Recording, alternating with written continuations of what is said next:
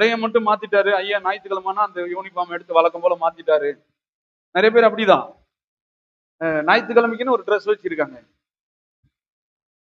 இது உடையும் அது இது மாத்துற விஷயம் கிடையாது. உள்ளத்தை மாற்றிக் கொள்கிற விஷயங்கள்.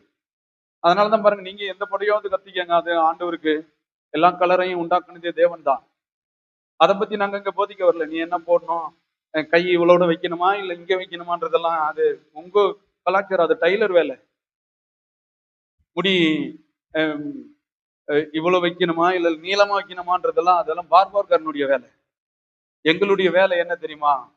கர்த்தர் எதற்காக அந்த பூமிக்கு வந்தார், அதை மக்களுடைய மனதிலே விதைப்பதற்காக தான் எங்களுடைய வேலையை தவிர, மற்ற சபைகள்ல எடுத்துக்கிறாங்க பாருங்க, சத்தியம் தெரியாதனால சொல்லி சொல்லி பாருங்க, முடி சரியில்லைன்ட்டு அவங்கள கொஞ்சம் பேர் நிறுத்திடுறது, உடை சரியில்லைன்னு அவங்கள கொஞ்சம் பேர் நிறுத்திடுறது. இந்த வேலை எங்களுக்கு கிடையாது. எங்களுடைய ஒரே ஒரு நோக்கம், உள்ளம் மாறினா குடும்பம் ஆசீர்வாதமா இருக்கு. எத்தனை பேர் விசுவாசிக்கிறது? உள்ளத்தை மாற்றுவதற்காக தான் ஒவ்வொரு வாரமும் பிரயாசப்பட்டு தேவனுடைய வார்த்தையை எடுத்து எடுத்து எடுத்து ஒரு வீடு கட்டுற கொத்தனாரை போல ஒவ்வொரு செங்கலும் வச்சு வச்சு வச்சு கட்டும் பொழுது ஒரு எப்படி ஒரு வீடாய் மாறுகிறதோ அது மாதிரி ஒவ்வொரு வார்த்தையும் மனிதனுக்குள்ளே வைத்து வைத்து கட்டி கட்டி எழுப்பணும் அப்படிங்கிறது தான் எங்களுடைய நோக்கம்.